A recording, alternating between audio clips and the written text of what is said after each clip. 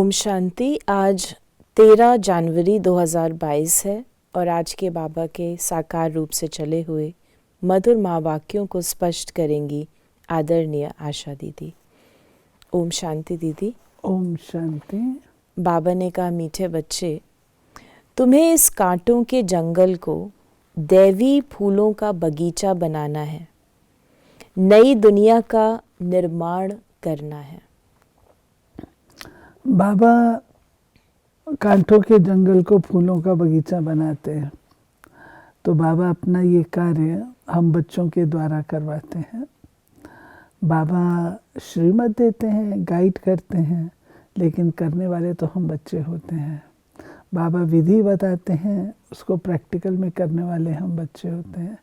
तो बाबा कह रहे हैं कि तुम्हारा ये लक्ष्य है कि हमने कांटों के जंगल को फूलों का बगीचा बनाना है। प्रश्न है, तुम बच्चे बाप के साथ कौन सी सेवा करते हो जो कोई भी नहीं करता?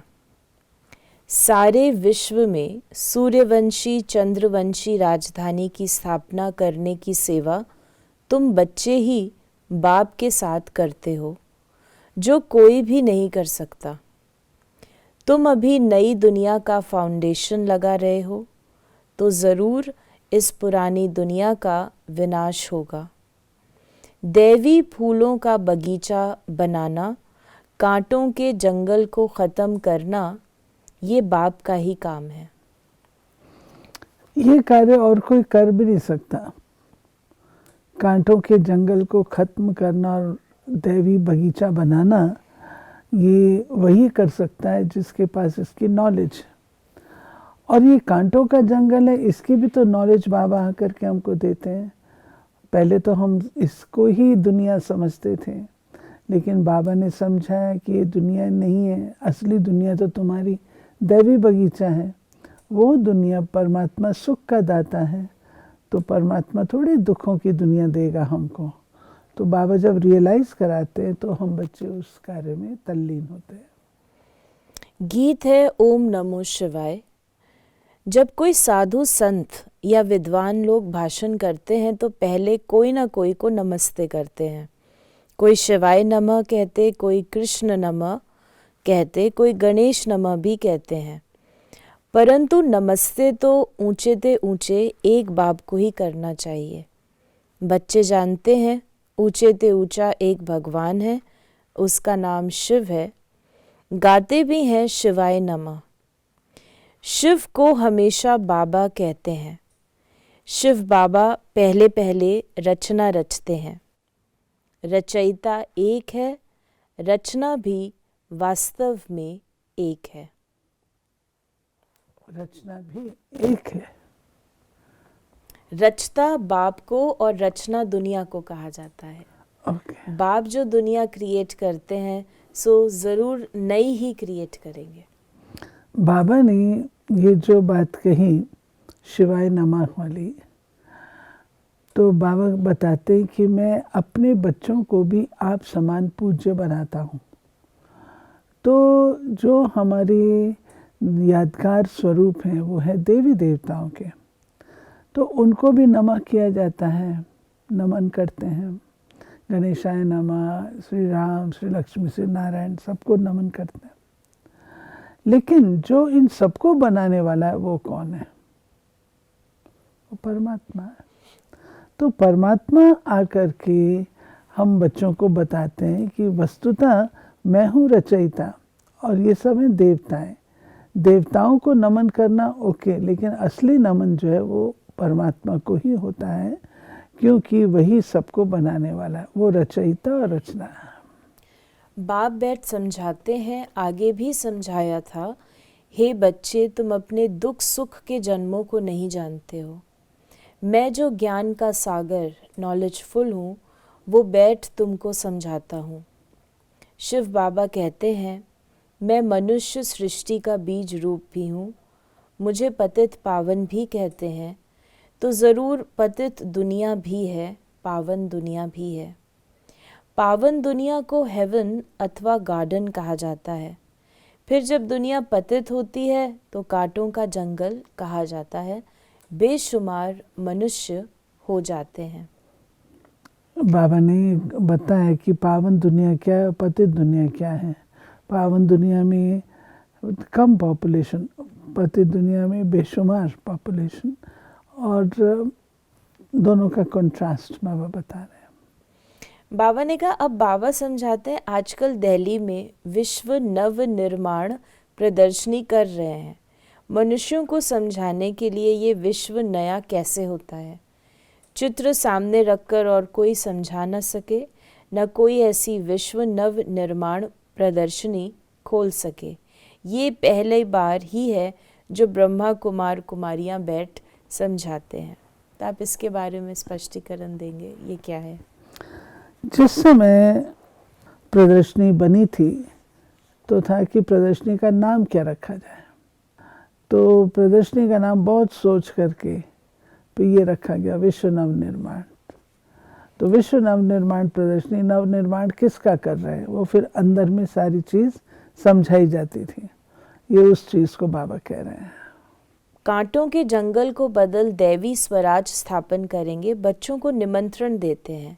यहाँ भी बच्चों के ने निमंत्रण दिया कि बाबा आकर देखो कि हम चित्रों पर कैसे समझाते हैं। ये प्रदर्शनी लगी थी पचकुइयाँ रोड पे, जिसमें बाबा आए थे और बाबा ने वो प्रदर्शनी देखी थी। स्वयं आए थे बाबा, रात को आए थे, क्योंकि दिन में तो रश भी होता है और बाबा जहाँ जाते हैं तो बाबा के साथ भीड़, बच्चे भी चले जाते थे। तो बाबा शाम को टाइम निकले और तब आए बाबा, और बाबा ने सारी प्रदर्शनी जो थी वो देखी। बाबा ने कहा कि आप आकर देखो और श्रीमत दो, बुला रहे हैं। अब इन चित्रों पर किसको समझाना तो बहुत सहज है। ऊपर में परमपिता परमात्मा का चित्र है, शिवाय नमः सबसे ऊंच है। वो फिर नई दुनिया रचते हैं।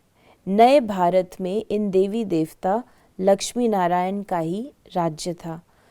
तो ऊंचे से ऊंचा परमपिता परमात्मा वो फिर से सूर्यवंशी चंद्रवंशी राजधानी की स्थापना करते हैं ब्रह्मा और ब्रह्मा कुमार कुमारियों द्वारा। वो सतयुग आदि में थे तो स्थापना ज़रूर कलयुग अंत में ही होगी। सो अब फिर संगम पर कर रहे हैं। वास्तव में सभी आत्माएं शिव की संतान हैं और प्रजापिता ब्रह्मा के भी बच्चे हैं। एक बात मैं यहाँ पे ये बताना चाहूँगी कि जब प्रदर्शनी करते थे, आजकल तो संगम युग को हम लोग इतना दिखाते ही नहीं है, लेकिन जब हम मॉडल्स बनाते थे उसमें दुख की दुनिया एक साइड पर, सुख की दुनिया दूसरे साइड पर, बीच में संगम को बहुत हाईलाइट करते थे, क्योंकि यही वो युग है परिवर्तन वाला। शिव बाबा आते, उनका अवतरण भी दिखाते थे, पतित पावनी ज्ञान गंगाएं हैं वो भी दिखाते थे, रुद्र ज्ञान यज्ञ भी दिखाते थे, और इससे आप कैसे मनुष्य से देवता बनते हो। मानसरोवर झील में जो कहा जाता है मनुष्य जाता है तो देवता बन जाता है, तो वो भी दिखाते थे। ये सब चीज़ें दिखाई जाती थी। आजकल तो संगम को बहुत थोड़ा सा दिखाते हैं। बाबा ने कहा, भगवानुवाच है, हे बच्चों अथवा आत्माएं, तुम सारा समय देह अभिमानी रहे हो, अब देही अभिमानी बनो। तुम आत्मा अमर हो, तुम ही शरीर छोड़ती और लेती हो। बाप कहते हैं, हे ब्रह्मा, तुम अपने को नहीं जानते हो। तुम्हारे लिए ही गाते हैं आधा कल्प ब्रह्मा का दिन, आधा कल्प ब्रह्मा की रात। तुम बच्चे इन बातों को समझे हुए हो, तब तो प्रदर्शनी खोली है। अब इन चित्रों द्वारा समझाओ। गाया जाता है, ज्ञान सूर्य प्रगटा, अज्ञान अंधेर विनाश। उस सूर्य की बात नहीं, मैं ज्ञान सूर्य इस समय ज्ञान वर्षा कर रहा हूँ, जिससे तुम पतित से पावन बन रहे हो। तुम बच्चों को ये स्थापना और विनाश का राज भी समझाना है। इसके लिए ये विश्व नव निर्माण प्रदर्शनी है। कोई भी शास्त्र में ये नहीं है कि परमपिता परमात्मा ब्रह्मा द्वारा सुख धाम की स्थापना करते हैं। रावण फिर दुख धाम बनाते हैं, बाप आकर सुख धाम बनाते हैं। आधा कल्प सुख, आधा कल्प दुख।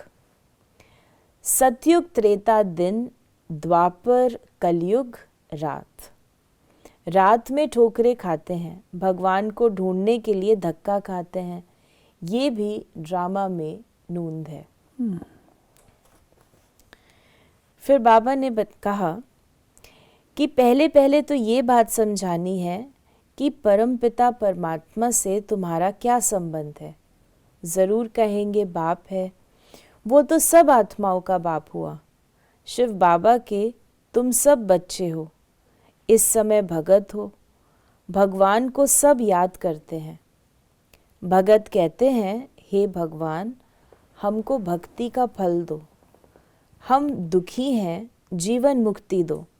साधु लोग भी साधना करते हैं कि हमें मुक्ति, जीवन मुक्ति दो। इस समय सब पुकारते हैं कि आकर पतितों को पावन बनाओ। बाबा डायरेक्शन देते हैं कि ऐसे ऐसे समझाओ। जो बाबा ने कहा कि दुनिया वाले क्या कुछ नहीं मांगते भगवान से।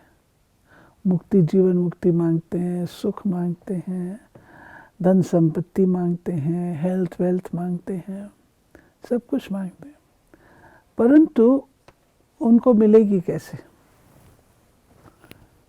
जब तक जो दाता है उसके साथ संबंध नहीं जोड़ा, तब तक उनको मिल नहीं सकती।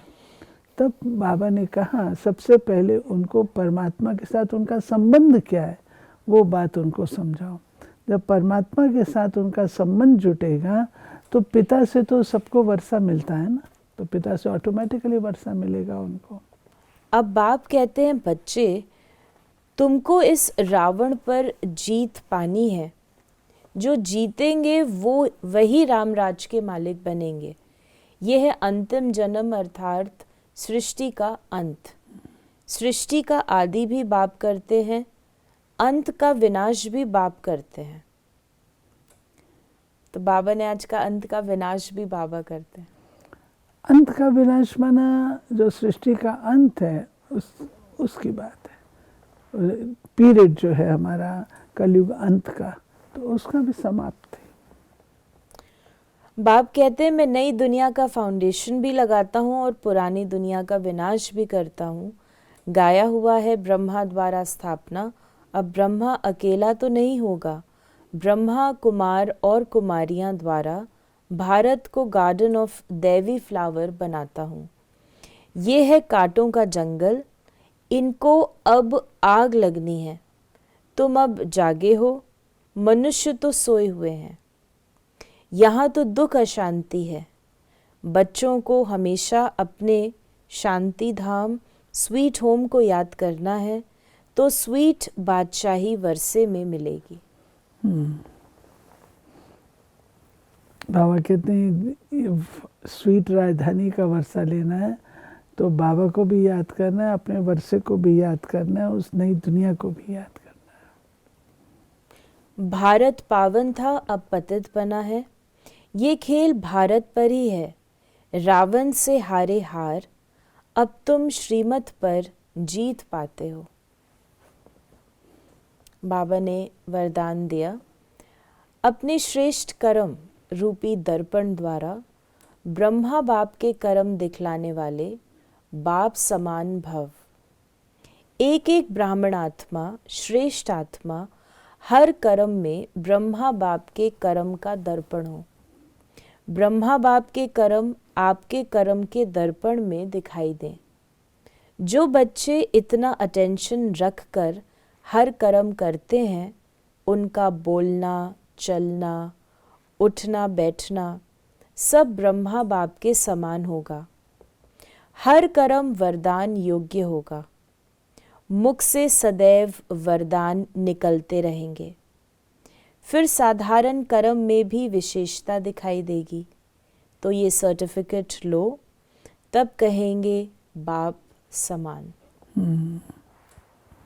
विशेषता बाबा कहते हैं, विशेषता धारण करो। और हर कर्म में रूहानियत, वास्तव में बाप समान की जब बात कही जाती है तो उसमें क्या विशेषता है? रूहानियत, वो बाबा कहते हैं अलौकिकता, रूहानियत, वो आपके कर्मों में, आपकी वाणी में, आपकी बोल में, आपके संकल्प में वो चीज़ आनी चाहिए। वो आए तब बाप समान हो सकता है। स्लोगन है, अव्यक्त स्थिति का अनुभव करने के लिए बाह्य मुक्ता को छोड़ अंतर्मुखी एकांतवासी बनो। बाह्य मुक्ता जो है वो हमको इस दुनिया में रखती है, अंतर्मुक्ता हमको अव्यक्त दुनिया में ले चलती है। तो हमको अंतर्मुखी बनना। तो ये थे बाबा के आज के महावाक्यों का स्पष्टीकरण। यदि आपके मन में कोई सवाल है तो आप मैसेज या व्हाट्सएप करें 8826599309 पर। ओम शांति।